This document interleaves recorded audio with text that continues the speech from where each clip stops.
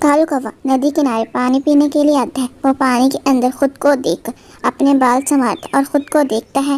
ओह कालू, अलग लग रहे हो, जैसे कौवों के शाहरुख खान हो। उसी वक्त उसे एक सुंदर कोयल जैसी सुरीली आवाज में गाना सुनाई देता है। कहीं कहीं बोलूं पर साउंड है स्वीट, मेरे पर देखो जैसे ब्लैक चॉकलेट की ट्रे, चिड़िया करती जेलसी, बत्तख कहे वाह, हर पिंजरे में मेरा चर्चा, वाह कोई वाह। क्या गाना था, जैसे शहद में डूबा आम। जितनी सुंदर कवि थी उतनी ही सुंदर उसकी आवाज। कालू कौवा नदी से पानी पीकर वहाँ से चला जाता है। कालू यार, आज तुमने आने में इतना समय लगा दिया, मुझे लगा शायद तुम आज आओगे ही नहीं। मिट्ठू, वो सुंदर कवि दिल गया, दिमाग भी गया, और बस अब शायरी ही रह गई।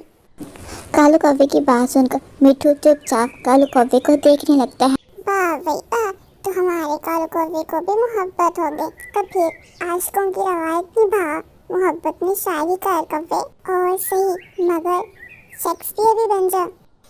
अच्छा अब ये तो बता कि वो कवि दिखने में कैसी है। तेरी काय काय में है नगमगी, मेरी कुरकुर में है हारमोनी, चलो बनाए घोंसला जिसमें हो सिर्फ तुम और मैं। कालू, जाके उस कवि से अपने दिल की बात कर ले, ऐसा ना हो कि उस कवि को कोई और कौवा ले उड़े। मिट्टू की बात सुनकर कालू कौवा जल्दी से उस कौवे को ढूंढने के लिए जाता है। थोड़े दूर जाते कालू कौवे को वो कौवी एक पेड़ के नीचे बैठी हुई नजर आती है। कालू कौवा जल्दी से उस कौवे के पास जाता है। मैं कौवा हूँ, काला हूँ, मगर दिल है लाल, तुम हो गुलाबी, तुम पे जान भी कुर्बान। ओए होए कौवे, क्या शायरी, तुम्हारी शायरी तो बहुत अच्छी थी, पर मोहब्बत की कीमत है। कीमत? मोहब्बत की क्या कीमत होती है, मैंने आज तक नहीं सुना। होती है, मुझे तो माही झील का वो चमकता हुआ पढ़ दो। कालू कौवा उस कवि की बात सुनकर खामोश हो जाता है। क्या अगर मैं वो चमकता हुआ पार तुम्हें ला दूंगा तो तुम्हें मेरी मोहब्बत पर विश्वास आ जाएगा? हाँ, फिर मुझे तुम्हारी मोहब्बत पर विश्वास आ जाएगा। अब मैं वो पंख लेकर ही तुम्हारे पास आऊंगा। कालू कौवा सीधा माही झील के पास जाता है। झील दी, मेरे कवि को वो चमकता हुआ पंख चाहिए, ये मोहब्बत की बात है। कवि, प्यार में शर्तें बहुत आएंगी, मगर नियत साफ हो तो रास्ता खुद ही मिलता है। ले जाइए पंख और वादा कर हमेशा इज्जत से मोहब्बत करेगा। जल्दी, आप तो इतनी आसानी से मान गए, मुझे नहीं लगता था कि आप इतनी आसानी से वो चमकता हुआ पंख मुझे दे देंगी। हाँ, क्योंकि तुम्हारी मोहब्बत सच्ची थी, इसलिए तुम मौत से नहीं डरे और इस मौत की गुफा तक पहुँच गए, इसलिए ये पंख मैं तुम्हें दे रही हूँ। जल्दी, कालू की कुरकुर की कसम, कभी दिल नहीं दुखाऊंगा। फिर कालू कौवा वो चमकता हुआ पंख लेकर वहाँ से चला जाता है। फिर वो दोनों मिलकर अपना एक सुंदर सा घोंसला बना लेते हैं। कुकू कू कू कू, मेरा कौवा तो बड़ा ही स्वीट है। कू कू कू कू कू, और मेरी कवि उतनी ही सुंदर। मिट्ठू उन दोनों को दूर से एक पेड़ पर बैठा हुआ देख रहा था। मोहब्बत हो तो ऐसी, कवि की कुकू और कोयल जैसी कवि की कुकू एक साथ कुकुला चौड़ी। फिर कालू कौवा अपनी कवि के लिए एक शायरी करता है। अब तू है, मैं हूँ, और कुकू की गूंज, ना टेंशन ना टूटा दिल, सिर्फ लाफ और कुछ मच्छर के डंक। नाना मीना एक पेड़ के नीचे बैठा कुछ सोच रहा था जब बेबो चिड़िया और मिट्ठू वहाँ आ जाते हैं। हाय वो जमाना जब पेन के खिलौने होते थे, जब कहानियों के केसर लगते थे, क्या वो जमाना था। हा हा हा, दादाजी आपने भी केसटों के लेक्चर शुरू कर दिए। नाना जी, ये केसट क्या होता है, वो कोई बर्फ का परिंदा है क्या? अरे नालायको, तुम लोग क्या जानो, केसट पर प्ले बटन दबाने का अपना ही मजा था। तो फिर दादाजी आपकी वो केसट कहाँ गई जिसका प्ले बटन दबाने का अपना ही मजा था? पता नहीं बच्चों, वो केसट मैं कहाँ रख कर भूल गया, अब मुझे याद नहीं आता।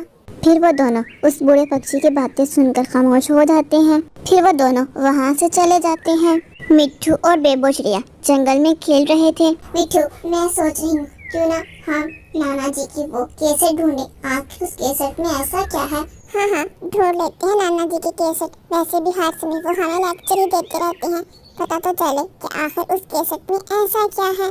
और मुझे पूरा विश्वास है वो कैसेट हमें कहीं और से नहीं बल्कि नाना जी के घर से मिलेगी। तो चलो, क्या सोचिए, चलकर नाना जी की कैसेट ढूंढते हैं।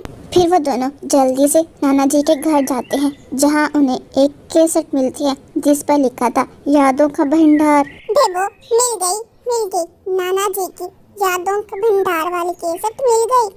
हाँ हाँ मिट्टू, ये वही कैसेट है जिसके बारे में नाना जी हर समय बात करते हैं। चलो इसे चलाकर देखते हैं आखिर इसमें ऐसा क्या है। फिर मिट्टू वो कैसेट चला देता है। ये मेरी आवाज है, मेरी पहली रिकॉर्डिंग। कैसेट जैसे ही चलती है, हवा तेज हो जाती है, दरख्त हिलने लगती है और वो दोनों एक रोशनी में चले जाते हैं।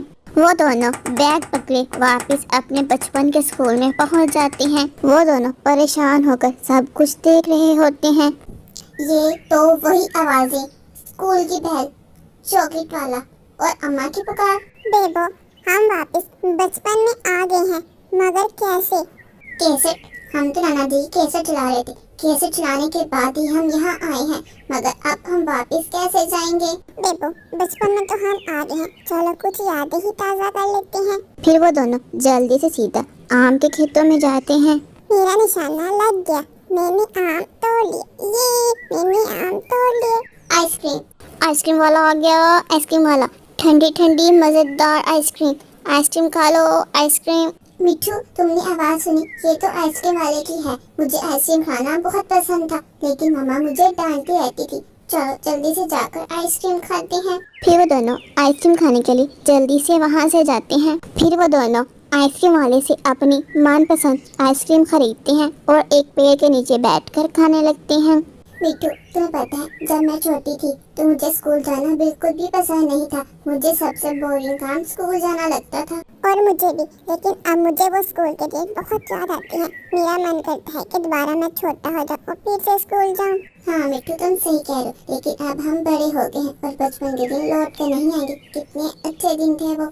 बेबो, लेकिन वापस हम कैसे जाएंगे? ये तो हमने सोचा ही नहीं। जादुई आवाज आती है। तुम दोनों वापस तब जाओगे जब तुम बचपन की सच्ची याद जुबान से निकालोगे। ये सुनकर वो दोनों खामोश हो जाते हैं और फिर बेबो चिड़िया बोलती है, मुझे पापा की वो आवाज याद आती है जब वो कहते थे, बेबो देर न करना, और मैं हर बार देर कर देती थी। फिर एक तेज रोशनी आती है और वो दोनों वापस अपने जंगल चले जाते हैं। बेबो और मिट्टू जल्दी से दादा मियाँ के पास जाते हैं। दादाजी, आपकी बात सच थी। कैसेट में सिर्फ आवाज नहीं, बचपन छुपा हुआ था। और हाँ, अब मुझे पता है कैसेट बर्फ का परिंदा नहीं है। और बच्चों, यादें कैद नहीं करती, आजाद करती हैं। बस दिल से सुनो, वो खुद बोलने लगती हैं। हम सब के अंदर एक छोटा परिंदा है जो अभी भी वही लट्टू घुमाता है, वही बारिश में भीगता है और वही आवाज़ें याद करता है। बस सिर्फ प्ले का बटन दबाने की देर है। आप लोगों को ये कहानी कैसी लगी कमेंट कर ज़रूर बताइएगा।